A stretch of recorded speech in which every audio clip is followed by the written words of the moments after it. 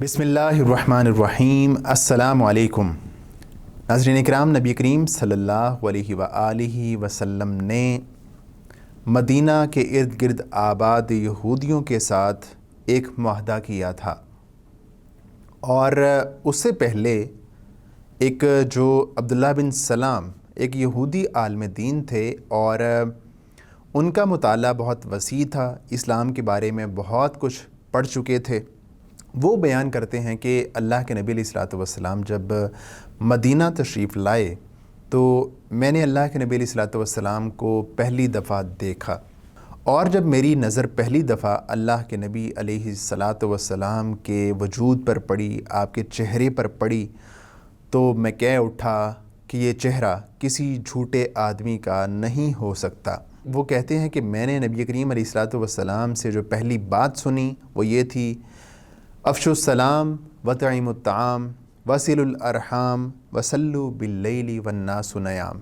लोगों, सलाम को आम करो, सिला रहमी करो, खाना खिलाओ और रात की नमाज़ पढ़ो, यानी नमाज तहज्जुद पढ़ो और बड़े ही आराम के साथ जन्नत में चले जाओ।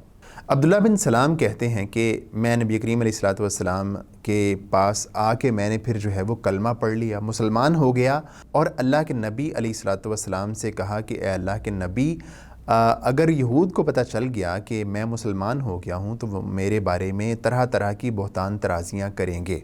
तो इस तरह है कि आप मेरे ईमान को, मेरे इस्लाम को अभी उनके सामने ज़ाहिर ना कीजिएगा। ऐसे में दूसरे यहूद आए अल्लाह के नबी अलैहिस्सलातु वस्सलाम के पास, और अब्दुल्लाह बिन सलाम जो थे वो पास ही जो है वो छुप गए। अल्लाह के नबी अलैहिस्सलातु वस्सलाम ने उनसे दरियाफ्त किया कि जो अब्दुल्लाह बिन सलाम हैं वो तुम में कैसे आदमी हैं? तो वो कहते हैं कि अब्दुल्लाह बिन सलाम तो बड़ा ही मुअज़्ज़ज़ आदमी है, मुअज़्ज़ज़ ख़ुद भी मुअज़्ज़ज़ है, मुअज़्ज़ज़ बाप का बेटा है, एक बड़ा आलिम है, और इस तरह की बहुत सारी उन्होंने तारीफ़ें की। और अल्लाह के नबी अलैहिस्सलातु वस्सलाम ने कहा कि अगर अब्दुल्लाह बिन सलाम मुसलमान हो जाएं तो वो कहने लगे कि अल्लाह ताला उन्हें इस बात से महफूज फरमाए। आपने दोबारा वही बात कही तो उन्होंने कहा कि अल्लाह ताला उन्हें उससे महफूज रखे।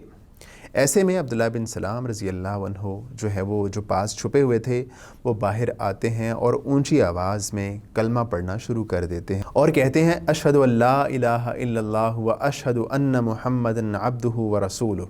ये सुन्ना था कि यहूद मदीना अपनी बात से फ़ौरन फिर गए और कहने लगे कि जो अब्दुल्लाह बिन सलाम है ये तो हमारा सबसे ज़्यादा शरीर आदमी है और सबसे ज़्यादा घटिया आदमी वो अब्दुल्लाह बिन सलाम है। तो अब्दुल्लाह बिन सलाम ने कहा कि ए अल्लाह के रसूल, मैंने आपसे कहा था कि ये लोग इस तरह की हरकत करेंगे। उसके बाद वो यहूद मदीना से कहते हैं कि ए यहूदियों, देखो, तुम अच्छी तरह जानते हो कि ये अल्लाह के पैगंबर हैं, ये अल्लाह के रसूल हैं, और तुम इस बात से पूरी तरह वाकिफ़ हो, आगाह हो, लेकिन इसके बावजूद तुम जो है वो अल्लाह के नबी अलैहिस्सलातु वस्सलाम की नबूवत का इनकार कर रहे हो। तुम्हें खुदा का खौफ करना चाहिए, अल्लाह ताला से डरना चाहिए। और लेकिन यहूद मदीना ने अपनी तकब्बुर में, नख़वत में नबी करीम अलैहिस्सलातु वस्सलाम की बात, आपकी दावत को कबूल करने से इनकार कर दिया। नबी करीम सल्लल्लाहु अलैहि वसल्लम की दावत दावत इस्लाम थी, खुदा की दावत थी, अल्लाह की दावत थी, पूरी दुनिया के लिए आई दावत थी, और अल्लाह के नबी अलैहिस्सलातु वस्सलाम ख़ुद रहमतुल लिल आलमीन थे। ऐसे में नबी करीम अलैहिस्सलातु वस्सलाम ने फ़ैसला किया कि वो लोग जो मदीना के इर्द गिर्द आस पास आबाद हैं उनको भी साथ मिलाना चाहिए, उनके साथ कोई एग्रीमेंट होना चाहिए, उनके साथ कोई मुआहदा होना चाहिए। ऐसे में नबी करीम अलैहिस्सलातु वस्सलाम ने यहूद मदीना के साथ एक मुआहदा किया। ये मुआहदा क्या था, उसकी शिकें हम आपको बताते हैं। मुआहदे की पहली शिक ये थी कि बनु औफ के यहूद मुसलमानों के साथ मिलकर एक ही उम्मत होंगे।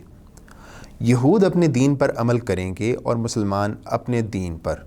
ख़ुद उनका भी यही हक़ होगा और उनके ग़ुलामों और मुताल्लिकीन का भी, और बनु औफ के अलावा दूसरे यहूद के भी यही हुकूक होंगे।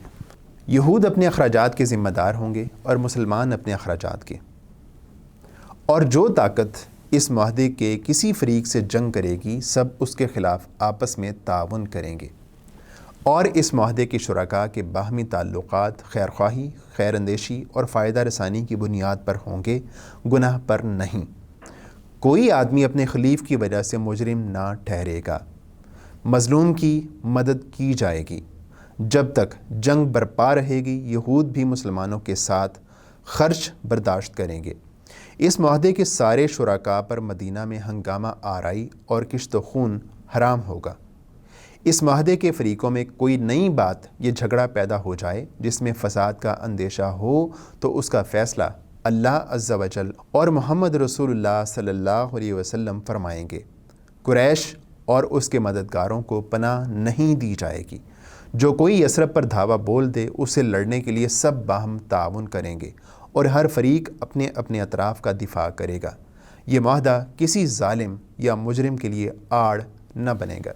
ناظرین اکرام، یہود مدینہ کے ساتھ یہ ایک تاریخی معاہدہ ہوا، اور یہ معاہدہ ہوتے ساتھ ہی یہ بات طے ہو گئی کہ ایک اسلام کی چھوٹی سی ریاست وجود میں آ چکی ہے، جس کے سربراہ حضرت محمد رسول اللہ صلی اللہ علیہ وآلہ وسلم ہیں، اور ان کے تمام فیصلوں کو ایک قانونی اور ایک جو ہے وہ مضبوط اساس فراہم ہو گئی۔ اس معاہدے کا فائدہ مسلمانوں کو کیا پہنچا، اس کے اثرات مسلمانوں تک کس طرح پہنچے اور اس کا فائدہ مسلمانوں کو کیا ہوا، اس پر ہم انشاءاللہ بات کریں گے آئندہ ایپیسوڈز میں۔ ابھی دیجیے اجازت، اللہ حافظ و ناصر۔